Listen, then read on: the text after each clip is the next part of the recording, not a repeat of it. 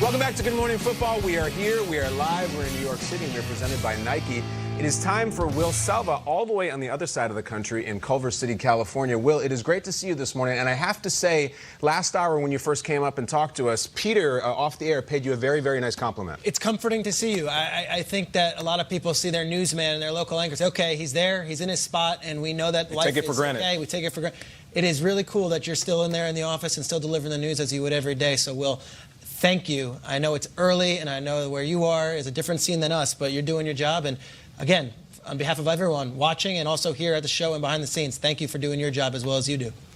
Thank you very much, Peter, MJ, guys. Really appreciate that. I'm glad to be a part of this program. As you know, I feel like I'm a part of it, and I feel like we're giving a service to everyone out there. So there's no other place I'd want to be than right here with all of you. So thank you for saying that, Shriggs and KB and everybody there. Now, when the Packers, when we talk about the news, they signed tight end Jimmy Graham 2 years ago. They thought he would make an immediate impact, but the results never really came. And as such, Green Bay released Graham in a move he even saw coming. Graham playing in all 32 regular season games with 22 starts in his 2 seasons with the Packers. Graham with 93 receptions for 1,083 yards and 5 touchdowns in his 2 years with the Pack, a 5-time Pro Bowler. Graham has played in 153 career games with 111 starts and has posted 649 receptions for 7,883 yards and 74 TDs.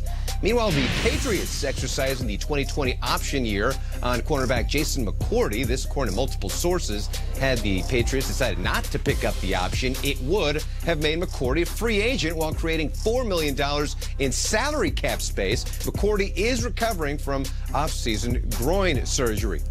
NFL Network insider Ian Rappaport reporting the Bears and linebacker Danny Trevathan have agreed to terms on a 3-year extension through 2022. Trevathan was set to become an unrestricted free agent. Trevathan playing 9 games and recorded 1 sack last season, missing nearly half the campaign with a left elbow injury. The Titans have cut veteran defensive end Cameron Wake. The move creates $5.6 million in cap space. Wake joined the Titans last March, but produced only 2.5 sacks in 9 games in his first season in Tennessee before ending up on injured reserve. Wake playing his first 10 seasons with Miami, where he has the 2nd most sacks in franchise history, so he's one and done there. But with the release of Wake and also the release of Dion Lewis, Shriggs, this also frees up more money to try to sign Ryan Tannehill. Ryan Tannehill or Derrick Henry or Will. Or Derrick Tom Henry. Brady. Hey, now. We'll see. That's the wonder of how this all will go down. And within 72 hours, it all really gets kicking off. So for the last few years, though, college football has largely been a 2-horse race between 2 powerhouses, Alabama and Clemson. And yesterday, the latter showcased some of its talent. Isaiah Simmons, this guy's a unicorn. He's thought to be one of the best of the bunch. He wasn't supposed to participate at the Pro Day, but he gave evaluators a bit of a surprise on the bench press. Patrick Claybon was there, and he got to catch up with Isaiah Simmons, the man who might be viewed as the most versatile player in the entire draft.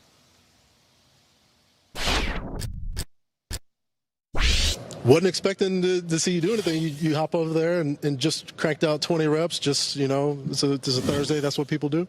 Well, you know, like the original plan was for me not to, but, you know, I was just feeling it today. So just went in there and went ahead, just checked that box off. Is it hard for you to, like, see guys putting up numbers, doing things? Is it hard for you to sit and watch? Because I get the feeling that you want to, just always want to compete, always want to show what you can do. This day's actually been hard, just watching everybody going out there competing, doing everything. Like, I want to so bad, but, you know, just talking about my trainers, everything is just smarter for me to wait. So, but yeah, it's just really hard for me to sit back and just watch. In terms of knowing a lot about football, we just talked to Coach. He said that there was a lot for you to learn because you had to do so much. Right. How much has that helped you just conceptually as a defensive player understand the game? Yeah, so each week I was learning like 5, 6, 7, maybe more positions. So just learning all of that, my football IQ, it just grew and grew and grew and grew. And I mean, once you know what everybody's doing, then there's no hesitation. You're playing so fast, and like you can shoot the gaps. You see everything before it even happens. So just having to know so much and learn so much throughout the season really helped me out. All right, that was today's Pro Day Report presented by Nike. 3 prospects from Clemson in Daniel Jeremiah's top 50. Isaiah Simmons coming in at number 3 overall. Now, Clemson has a history of churning out players who perform at the pro level. If you were an NFL decision maker, aren't we though? How much would where a player came from, where he went to college, factor into your evaluation? 20 years ago, it would have been a big deal. Even 10 years ago, it was a big deal. But because of the ability to see certain guys that are in small schools, because of social media, the way they put their highlights out there, if you're a baller, I don't care if you're at a small school, the NFL will find you. And that's what's great about sports today. When you think about some of the recent success in the league, certain guys come to mind. Jimmy G, who just led his team to a Super Bowl, Eastern Illinois. Sure. Austin Eckler, who just broke off. Western State in Colorado. What about Kenny Galladay, who led all receivers with TDs? My man, Southern Illinois, he was balling out. Bobby Wagner, all pro, right? He came out of Utah State. So you got guys that are playing now that really put a stamp on a small school. That means if I put the product on film, I don't care who I'm playing against. I can do it at the next level. And I know you're saying, well, Nate, there's no OGs that are coming from small schools. I beg to differ. I mean, you got Jerry Rice, Mississippi Valley. You got T.O., Chattanooga.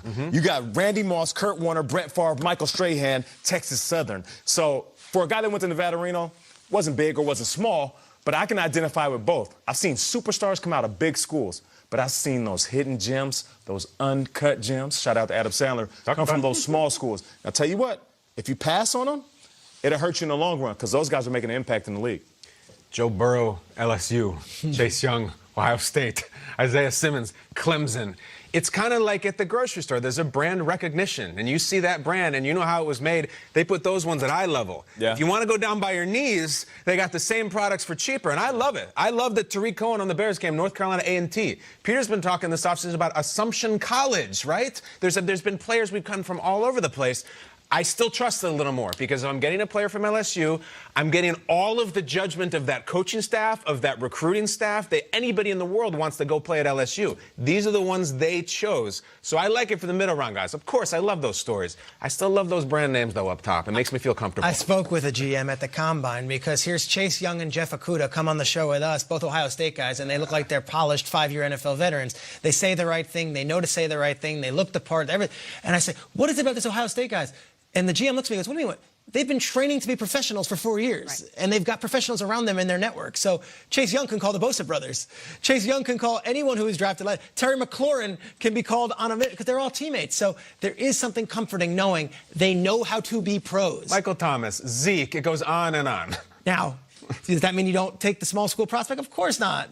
But there is some comfort in knowing, all right, at the very least, I know Nick Saban coached this guy. It's like that stamp, that certification, if you will, that I think, hey, they've been vetted and they've been trained, and now they're ready to take the big stage. But I do love one of those stories. Like, he came from where? Where is it on the map? Let's look at it. I think that in the shoe closet. Look, but they either hit or they don't. There's some Asics. You know, there's some K-Swiss. They're fine. What do we want? You're going for Nike, baby. If it's right in front of you, going for the swoosh. I love the little. It ain't right in front of you. The big right one. on the side of you in there.